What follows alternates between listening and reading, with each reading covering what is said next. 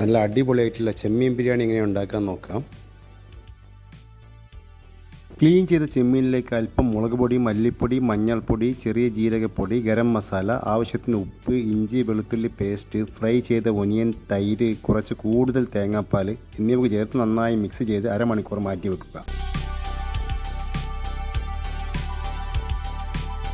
ഇനി നമ്മൾ ബിരിയാണി ഉണ്ടാക്കാൻ ഉദ്ദേശിക്കുന്ന പാത്രത്തിലേക്ക് അല്പം ഓയിൽ ഒഴിച്ച് റെഡിയാക്കി വെച്ച ചെമ്മീൻ ഇട്ടൊന്ന് വഴറ്റുക.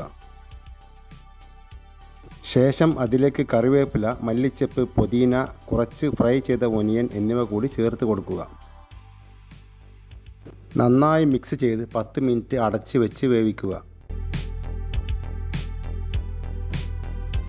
ഇനി ഇതിൽ നിന്നും ചെമ്മീൻ മാത്രം എടുത്തു മാറ്റി ആ മസാലയിലേക്ക് 80% വേവിച്ച ബസുമതി റൈസ് അല്പം ചേർത്ത് മിക്സ് ചെയ്യുക.